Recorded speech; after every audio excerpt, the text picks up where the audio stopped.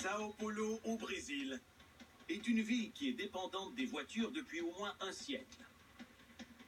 Quand les autres grandes villes étaient en train de construire des réseaux de métro dans les années 20, Sao Paulo a choisi de construire plus de routes. Dans les années 30, les voies de tramway ont été enlevées pour être remplacées par, vous l'aurez deviné, plus de routes.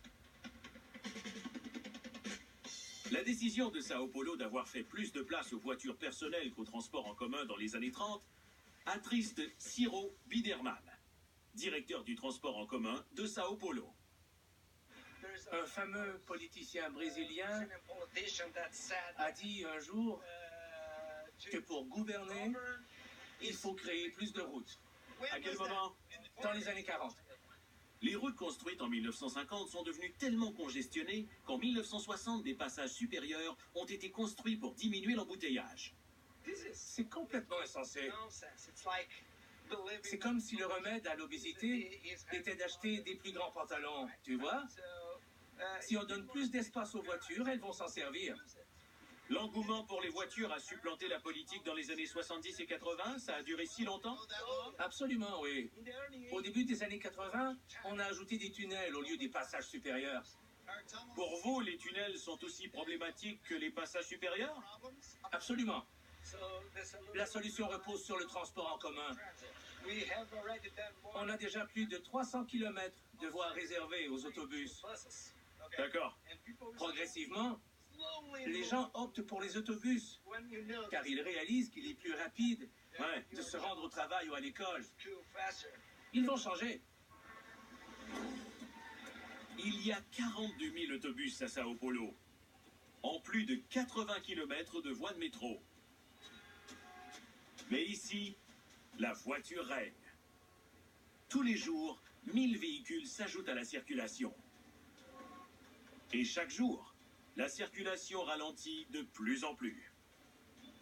En 1980, la vitesse moyenne à l'heure de pointe était de 25 km à l'heure. Aujourd'hui, c'est 14 km à l'heure.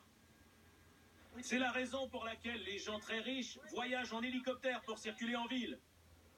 Il existe 500 hélicoptères privés à Sao Paulo.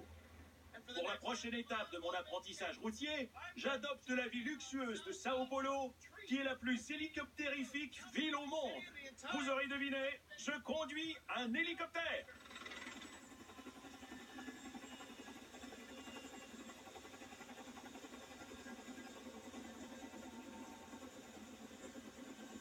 Je m'appelle Andrew. Pedro, enchanté. Enchanté, Pedro. Voilà. Pedro Carvalho est un pilote d'hélicoptère. Mais aujourd'hui, il sera mon guide dans le ciel. Oh! Nom d'un chien! Quelle est la durée moyenne d'un trajet pour le transport d'une personne en hélicoptère? À Sao Paulo, on ne veut pas de trajet qui dure plus de 15 minutes. C'est vrai? Voyager en voiture à Sao Paulo peut prendre toute la journée. C'est donc logique que les résidents les mieux nantis utilisent l'hélicoptère comme moyen de transport. Waouh! Aussitôt dans les airs, on voit des hélisurfaces partout. Ouais, tous les toits possèdent des hélisurfaces. Comme des arrêts d'autobus.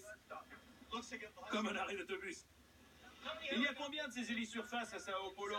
Oh, dur à dire. Tu ne sais pas? Question difficile. Non, aucune idée. Des milliers, je ne sais pas. Des milliers. Ouais. Presque toutes les entreprises ont une hélisurface sur leur toit.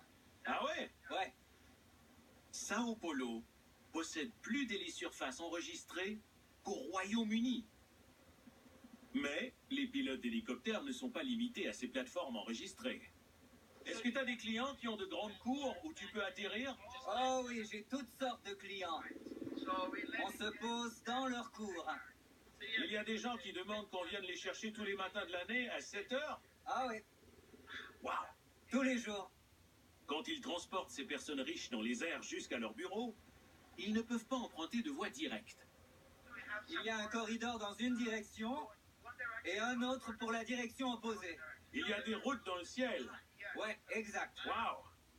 Évidemment, les routes dans le ciel ne sont pas aussi congestionnées que les routes au sol. Quel est le plus grand embouteillage que tu as vu du ciel? Oh, un jour, il y avait plus de 300 km dans toute la ville. La ville de Sao Paulo possède 17 000 km de route. Un jour de juin 2009, il y avait un bouchon de circulation long de 291 km où toutes les voitures étaient pare-choc à pare-choc. Ce n'était pas qu'une longue ligne de voitures immobiles. C'était des kilomètres d'embouteillage. 4 km de voitures arrêtées, plus 10 km de frustration.